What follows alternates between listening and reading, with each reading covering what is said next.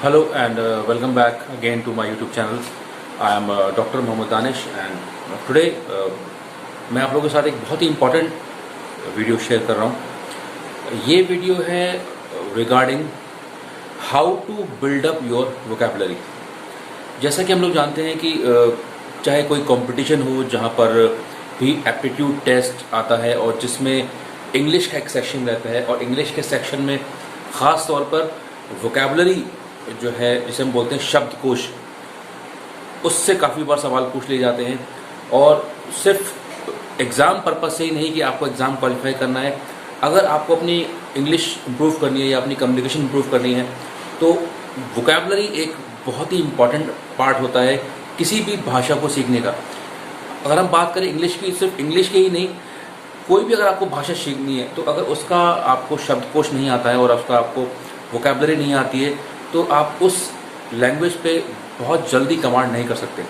ठीक है, तो किसी भी भाषा को सीखने के लिए उसके वोकैबुलरी का जानना बहुत ज़रूरी है। Same thing goes with English also. Okay, तो चाहे हम कॉम्पिटिटिव एग्जाम की तैयारी कर रहे हो वहाँ पर भी वोकैबुलरी काम आ जाती है। कई बार एंटोनिम सिनोनिम हमें याद करने होते हैं तो वहाँ पर बहुत प्रॉब्लम आती है। कई बार हमें कोई इंग्लिश का पैसेज हम करते हैं, उसमें भी कई बार ऐसा होता है कि हमें कोई शब्द समझ में नहीं आ रहा है या कोई वोकैबुलरी हमें समझ में नहीं आ रही है, तो उसकी वजह से हम उस पूरी लाइन का मतलब नहीं समझ पाते हैं।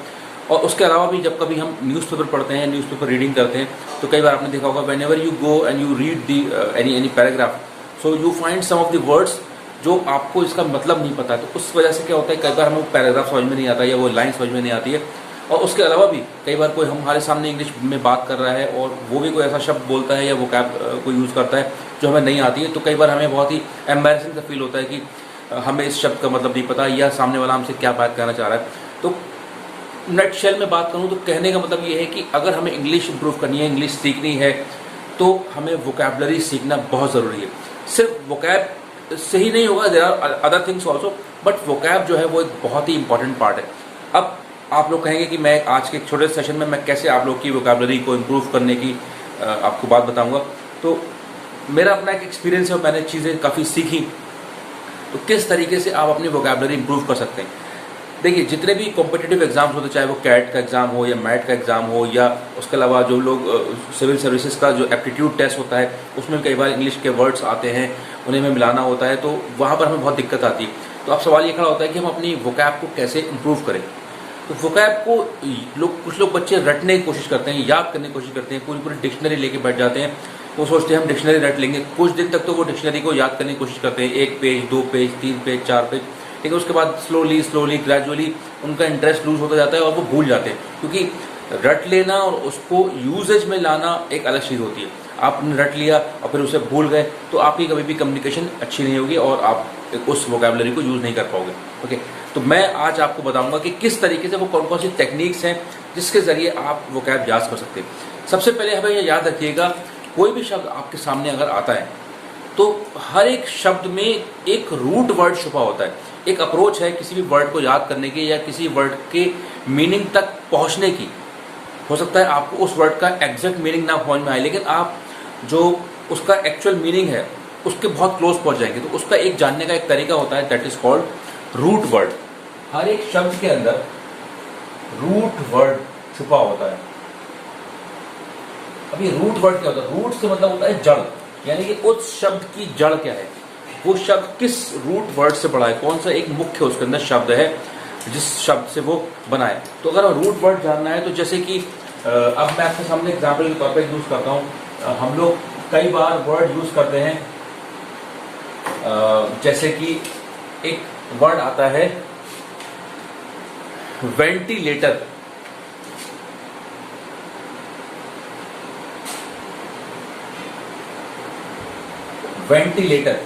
वेंटिलेटर जिसे हम अपनी देसी भाषा में बोलते हैं रोशनदान, जो हर घर में, हर किसी के घर में कमरे में रोशनदान लगा होता है, हम बोलते हैं वेंटिलेटर। वेंटिलेटर के अंदर जो रूट वर्ड है वो है आपका वेंट। अब इस वेंट का मतलब क्या है? एक रूट वर्ड है वेंट। इस वेंट के मायने होते हैं एनी ओपनिंग और न्यू थिंग, जहां से हमें कुछ दिखाई दे, ओपनिंग, वेंट। है ना, कोई हवा आने जाने का रास्ता या कोई ओपनिंग, कोई छेद, किसी तरह कोई वेंट जहां से हवा आ जा सके, ठीक है। तो उस वेंट से बना है वेंटिलेटर, ठीक है। वेंटिलेटर मतलब ऐसा एक होल या ऐसा कोई स्क्वायर में चीज जिसमें से हवा आ जा सके, ठीक है। तो देखिए वहां पर वर्ड छुपा है वेंट। अब इस एक रूट वर्ड वेंट से देखिए कितने सारे वर्ड बनते हैं।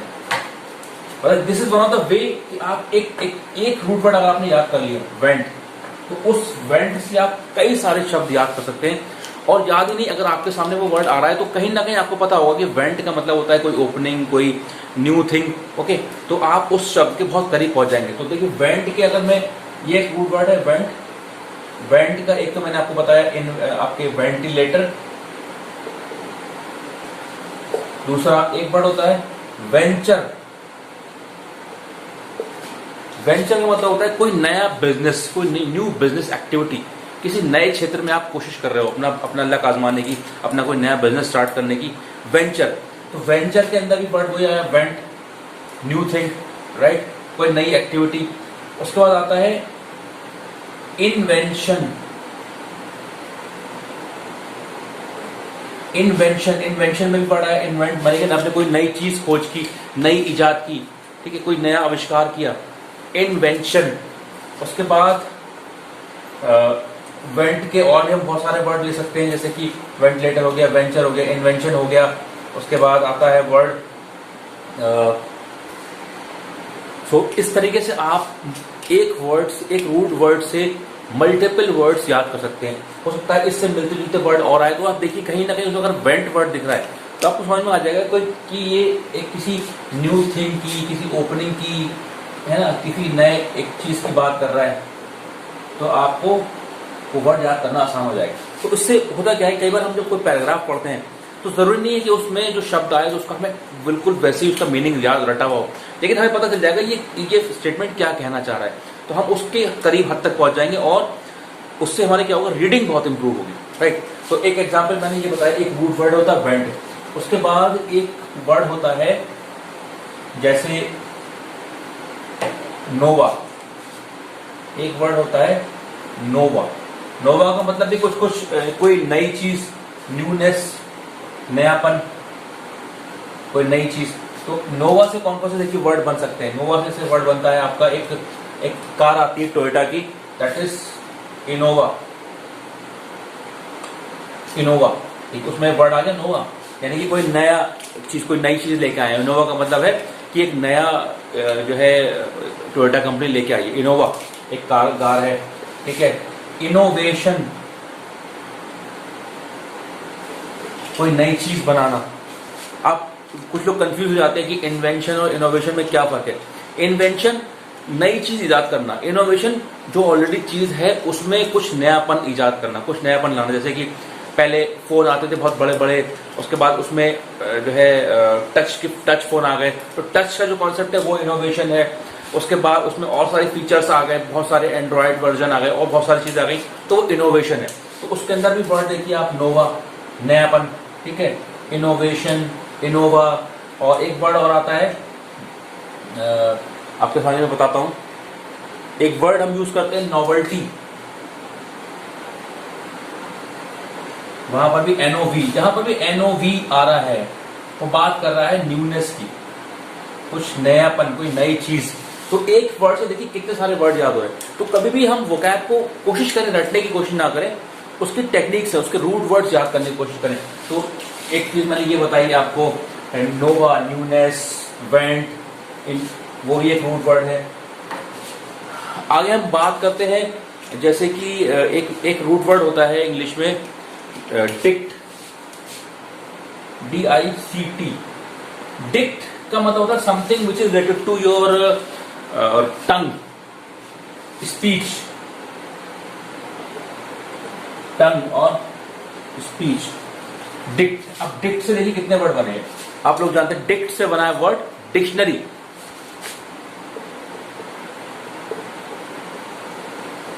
डिक्शनरी देखिए, डिक्शनरी मतलब एक डिक्शनरी में क्या होता है, शब्द होते हैं, शब्दकोश होता है।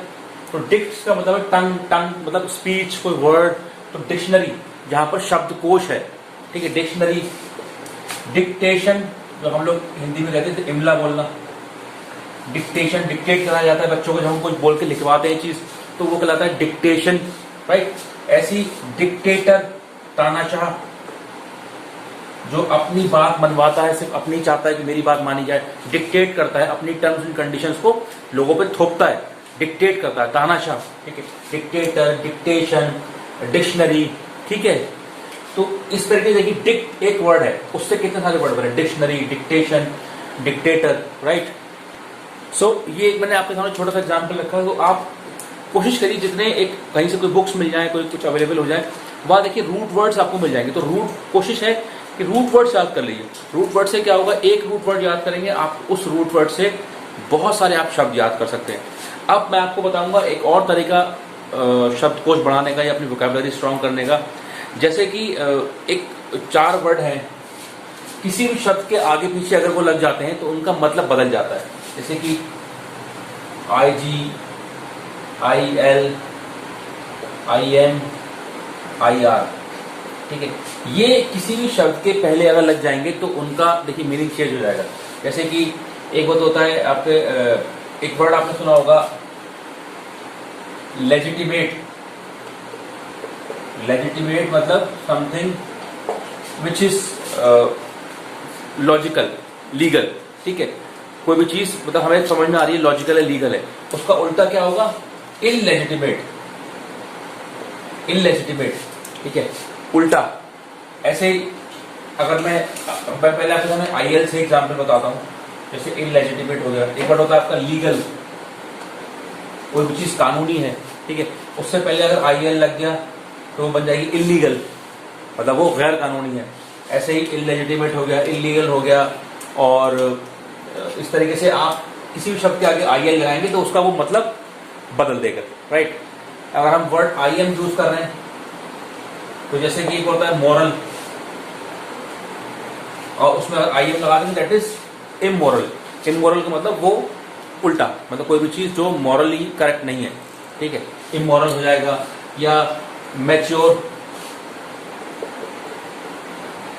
उसका उल्टा हो जाएगा आपके इमैच्योर। इस तरीके से भी आप वर्ड याद कर सकते हैं। अगर आपको ये चीज पता है IL, IG, IM, IR, ये अगर किसी शब्द के पहले लग जा रहे हैं तो वो वर्ड का मतलब बदल देते हैं। तो इससे पता चल जाएगा, आपके सामने मॉरल है तो इमोरल पता चल जाएगा। इमैच्योर, इमैच्योर मतलब है अपरिपक्व, कोई चीज पूरी तरीके से पकी नहीं है। तो एक तरीका यही होता है शब्दों को याद करने का। उसके बाद एक तरीका मैं आपको और बताता हूँ, वेरी वेरी इंपॉर्टेंट तरीका।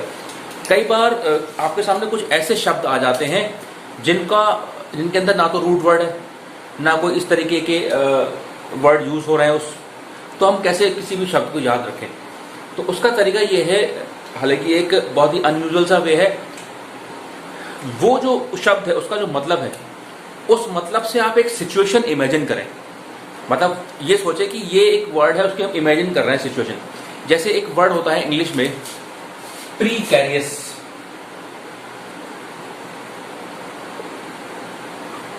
प्रीकैरियस। अब बड़ा अजीब सा वर्ड है, क्या हम रूट वर्ड ढूंढे, क्या आपने कोई शब्द, हमें रूट वर्ड भी नहीं दिख रहा है, हमें कोई और शब्द भी नहीं दिख रहा है, हम कैसे याद करें, बड़ा अजीब सा वर्ड है। और बहुत बार ये न्यूज़पेपर में आपको देखने को मिले। प्रीकैरियस का मतलब होता है something which is about to fall, कोई भी चीज जो गिरने वाली है या गिरने की अवस्था में या धड़ाम से गिरने वाली है, प्रीकैरियस। तो अब हम इसे कैसे याद करें, रटेंगे तो भूल जाएंगे। तो आप अज्यूम करिए कि ये प्रीकैरियस जो है एक कोई इंसान है या कोई लड़की है which is about to take suicide, मतलब कोई प्रेशर में आके या किसी वजह से वो गिरने वाला है या सुसाइड करने वाला है। तो अब आपने वो सिचुएशन इमेजिन कर ली कि प्रीकैरियस इज अ गर्ल और a boy which is about to fall from a building in undue pressure और प्रेशर, ओके।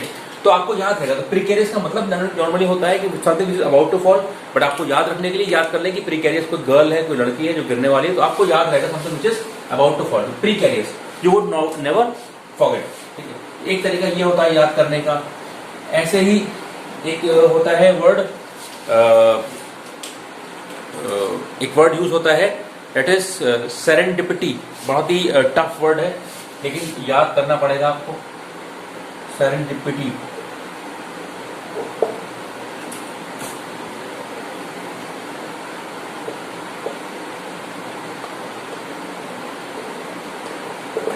सेरेंडिपिटी, सेरेंडिपिटी कहते हैं अगर हम कोई चीज जो चीज़ हम ढूंढने निकले हैं या कोई चीज़ हमें चाहिए, अब वो चीज़ हमें एकदम से मिल जाए, जो देख के जो खुशी मिलेगी या जो एक फीलिंग जनरेट होगी, एक लाइट से जनरेट होगी आपके दिमाग में, अरे हमें ये चीज़ मिल गई या देख ली हमें, तो वो फीलिंग कहलाती है आपकी सेरेंडिपिटी। ठीक है, अब सेरेंडिपिटी को हम कैसे याद करेंगे? देखिए वर्ड दिख रहा है हमें सेरेंडिपिटी।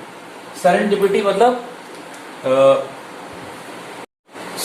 सेरेंडिपिटी का एक्चुअल मतलब होता है कि अगर हमें कोई चीज़ जो हम ढूंढने चाह रहे हैं, ठीक है, और हमें अचानक से कोई चीज़ मिल जाए, हम कोई जा रहे हैं कुछ चीज़ देखने और हमें बाय चांस हमें कोई अजीब सी चीज़ मिल जाए या जो हम चाह रहे थे हमें काफ़ी दिन से नहीं मिल रही थी, हमें एकदम मिल गई, ठीक है, तो वो जो फीलिंग होती है, वो जो सिचुएशन क्रिएट होती है, वो कहलाती है सेरेंडिपिटी। अब सेरेंडिपिटी को हम देखें तो इस वर्ड में एक वर्ड दिखता है दैट इज कॉल्ड स्वर्ण दीप्ति, हिंदी का वर्ड है स्वर्ण दीप्ति। जब हनुमान जी जा रहे थे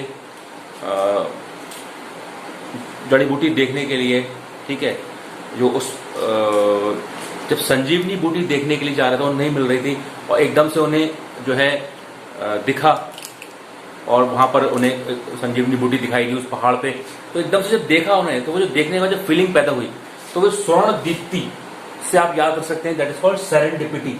तो कुछ इस तरीके के वर्ड हैं जो हमें सोचने हैं, हमें याद करने, ठीक है।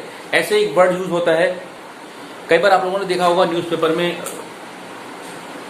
खास तौर पे जो भी हम न्यूज़पेपर पढ़ते हैं, इंग्लिश का न्यूज़पेपर पढ़ते हैं, तो एक अमूमन तौर पे कितने शब्द हमें याद रखने पड़ेंगे, ठीक है, कितने शब्द हम याद रखें कि हमारी इंग्लिश इंप्रूव हो या हम कोई भी अच्छा एग्जाम क्वालिफाई कर सकें या हम अपनी इंग्लिश को इंप्रूव कर सकें। तो अमूमन तौर पे 800 से अगर 1000 शब्द के आसपास आपको आते हैं। अब ऐसा मैं क्यों बोल रहा हूँ? देखिए मेरा अपना खुद का एक्सपीरियंस है, करीब 17-18 साल हो गए न्यूज़पेपर पढ़ते हुए। तो आप देखेंगे न्यूज़पेपर में जब आप पढ़ेंगे, आपको 2 महीना 3 महीना 6 महीने बाद आप देखेंगे शब्द रिपीट हो रहे हैं। हर एक पैराग्राफ में कहीं ना कहीं जो है वो रोटेशन हो रहा है वर्ड्स का। अब शब्द जो है वो रोटेट होना शुरू हो गए। आपने जो वर्ड पढ़े थे, जो आपने वर्ड कलेक्ट किए थे, वो रोटेट होना शुरू हो गए, आना शुरू हो गए। हर एक फील्ड के अपने कुछ शब्द होते हैं, ठीक है। पॉलिटिक्स के फील्ड में कुछ पर्टिकुलर वोकैबुलरी यूज होती है, स्पोर्ट्स के फील्ड में एक पर्टिकुलर वोकैबुलरी यूज होती है, आर्ट एंड साइंस की अगर बात करें तो वहाँ पर पर्टिकुलर वोकैबुलरी यूज होती है। तो शब्द जो है वो हर एक फील्ड के अकॉर्डिंग रिपीट होते हैं। अगर आप आर्टिकल्स पढ़ेंगे, जो भी एडिटोरियल्स आते हैं, उसमें भी शब्द जो है वो रिपीट होते हैं, ओके। तो आप जैसे कुछ वर्ड हैं जो हमेशा रिपीट होते हैं, जैसे अगर हम भारी वर्षा की बात कर रहे हैं कि भारी वर्षा हो रही है, तो भारी वर्षा के लिए हमेशा आप देखिए ज़्यादातर वर्ड यूज होता है हैवी डाउनपोर, हैवी डाउनपोर, या मूसलाधार वर्षा हो रही है उसके लिए वर्ड यूज होता है टॉरेंशियल रेन। आप देखिएगा ये वर्ड जो है हमेशा दिखेंगे आपको कि भारी वर्षा हुई, मूसलाधार वर्षा हुई, हैवी डाउनपोर, टॉरेंशियल रेन, या लगातार वर्षा हो रही, इनसेसेंट रेनफॉल, इनसेसेंट रेनफॉल, ठीक है। ये वो वर्ड है जो हमेशा आप देखिए, ये 4-5 वर्ड ये घूमते नजर आएंगे आपको पैराग्राफ में। तो आप कहेंगे यार ये मैंने नोट कर लिए थे, तो ये रिपीट होंगे, torrential rainfall, heavy downpour, incessant rainfall, right. तो इस तरीके के वर्ड यूज होते रहते हैं। ऐसे कई बार आपने एक वर्ड देखा होगा, आप जब न्यूज़पेपर पढ़ते हैं तो उसमें एक वर्ड आता है दैट इज कॉल्ड सकम,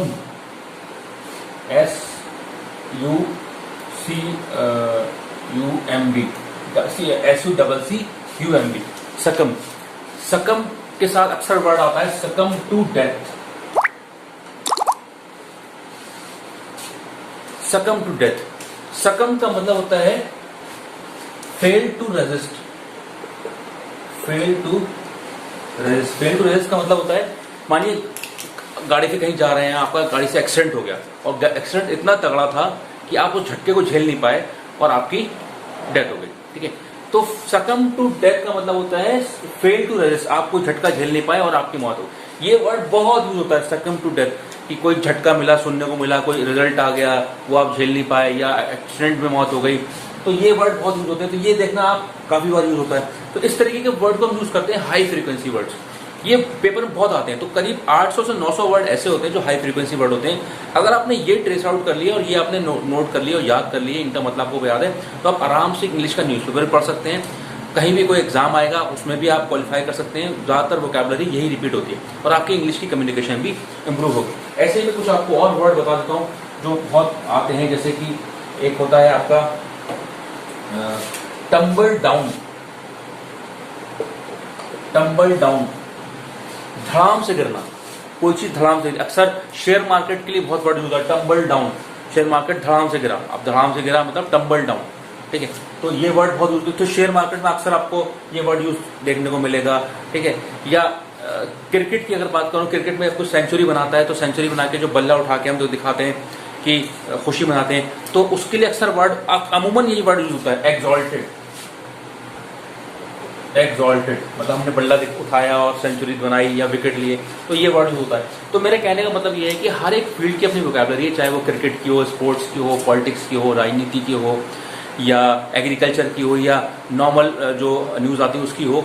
तो आप न्यूज़पेपर पढ़ेंगे तो उसमें 800 से 1000 के आसपास वर्ड जो हैं वो, जिसे हम बोलते हैं हाई फ्रीक्वेंसी वर्ड, सबसे ज़्यादा न्यूज़पेपर में यूज़ होने वाले वर्ड जो एडिटर्स यूज़ करते हैं और कम्युनिकेशन में भी यूज़ होते हैं। अगर आपने वो सीख लिए तो आपकी आसानी से इंग्लिश इंप्रूव हो सकती है। और जैसे कि मैंने आज आप लोगों को बताया, वोकैब याद करने का तरीका, आप रूट वर्ड्स के थ्रू याद कर सकते हैं, आप कोई सिचुएशन क्रिएट करके याद कर सकते हैं, आप उनके एंटोनिम सिनोनिम यूज़ करके याद कर सकते हैं। तो there are so many ways, इस तरीके से आप अपने शब्दकोश को बढ़ा सकते हैं और अपनी कम्युनिकेशन को इम्प्रूव कर सकते हैं। आज के लिए इतना ही। मैंने एक थोड़ा सा एक आप लोग को ब्रीफ इंट्रोडक्शन दिया, बताया किस तरीके से आप इंग्लिश इंप्रूव कर सकते हैं।